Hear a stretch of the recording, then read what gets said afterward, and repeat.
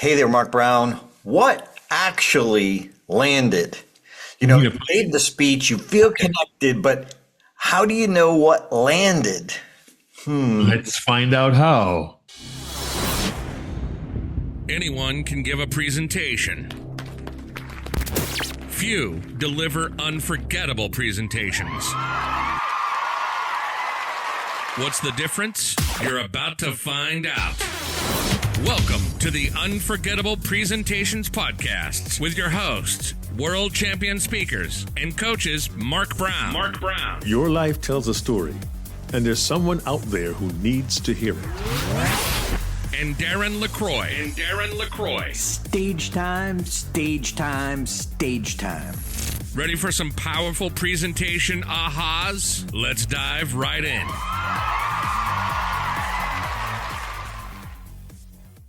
Mark, sometimes we connect so well, or maybe not so well, and we think, nailed it.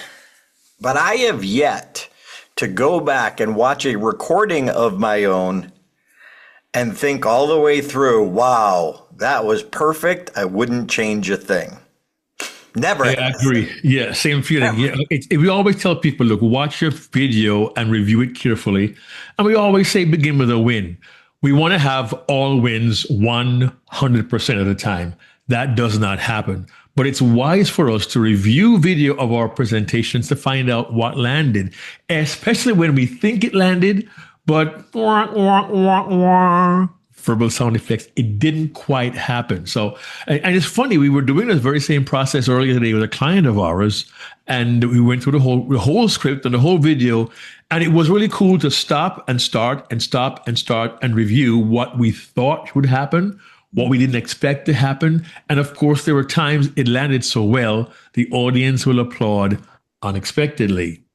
And we need to look at those moments and realize I need to do it that way every time. Sometimes we have this magical connection with a certain audience, and we are better than we normally are. Because this magic happens when there's a connection. So our delivery is better. I remember still that Chance Langton, a famous comedian from New England that I started out with, when I would drive him to gigs, because he couldn't drive, when I would drive him to some gigs, if I was opening for him, he would listen to his best set on the way to the performance to almost get that tone, that connection, that groove. Stella, get your groove back. What's that groove that we need to? So, separate tip. One thing to do in preparation is listen to one of your best presentations prior to or the morning of. It's a great just reconnection. But when we just sat with this CEO, he nailed it. Everyone loved him. It was magical. But when we would go through and dissect, there are a few little spots that, hey, you know what? We could tweak. Look at what you're doing and how it's the audience's reacting.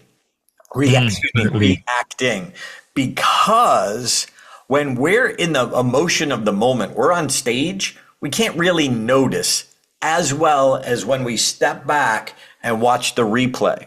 When we watch the replay, we can be more critical. Now, we don't want to beat ourselves up. That performance is done. You did your best in that moment. This is not about beating yourself up. This is about going from good to great to unforgettable. If you won't review it, why should anyone pay you? It's a good point. And the thing is, Darren, like we said a while ago, you said we can't see our best while we're in the moment on the platform. And I want to clarify a point here very quickly. Yes, when we are on stage, we can feel the audience response. And sometimes it is euphoric, it's even magical. But there are times we don't realize how well something landed until after the fact when we go back and watch it. And there are a couple of reasons for this. So please hear me carefully. One is there are times we want to do our best so badly. We're fully invested. We've got this laser focus on delivering a product, delivering our story, delivering our best material for the audience. And we're in that place of a hyper focus, and we're in the zone, and we give it and we give it and we give it, and we feel good. We feel we have done well. But in that moment, there are times we don't fully appreciate the audience reaction, which is why we always say, review your video. First of all, record it. And if at all possible, have the audience reaction in the audio as well, because that can really tell you a lot. And then watch how you react, because there are times you may not see that in the moment and you don't react as you thought you would have. We always surprise ourselves. So 1, record. 2, if possible, get audience audio as well. And 3, know that in the moment, we may not always be able to fully gauge the reaction.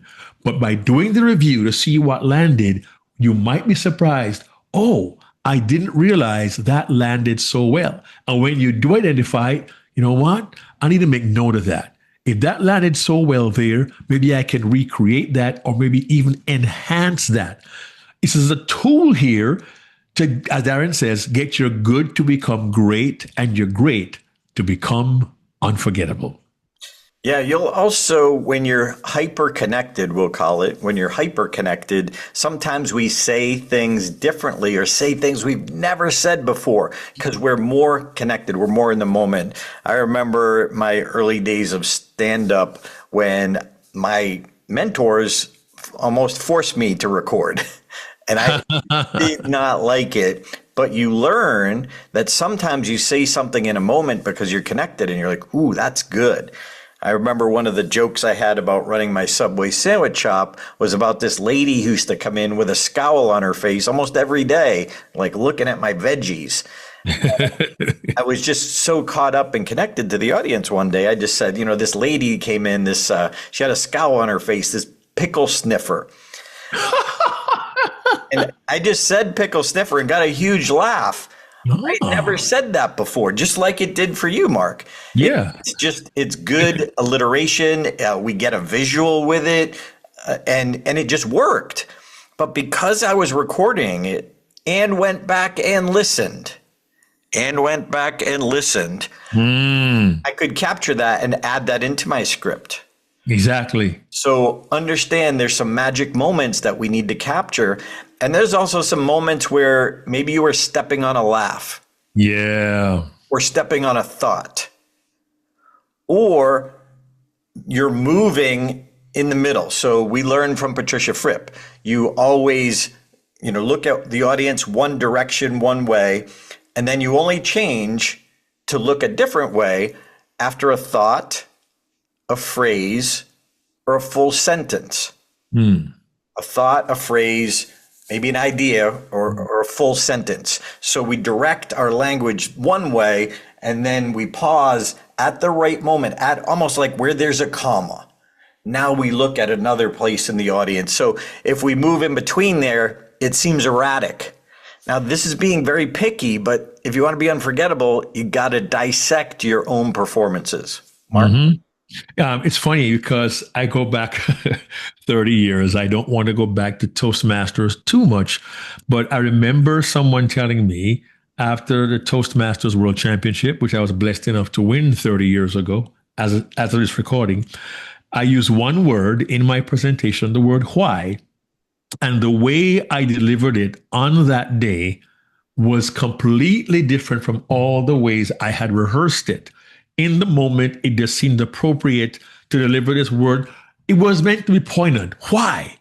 But in the moment, I felt like just be glib. Why? And the audience burst out laughing. And if you watch the video of my presentation, you'll see a look on my face. I'm saying, why are you all laughing at this? I didn't see that coming. But sometimes we don't see it coming. But what the audience tells you is, hey, Darren, hey, Mark, hey, speaker, that landed. And for 30 years, people have still been telling me about that one word, why, in a presentation that landed unexpectedly. And I appreciate your comment. We need to dissect our speech. When we do that, we'll identify those magic moments. Yeah, I still remember the advice from Bob Seibel, another headliner comedian from Boston who tuteled me growing up, if you will, in the comedy world. And he said, each time you deliver something, sometimes it might just be an eyebrow, or a look.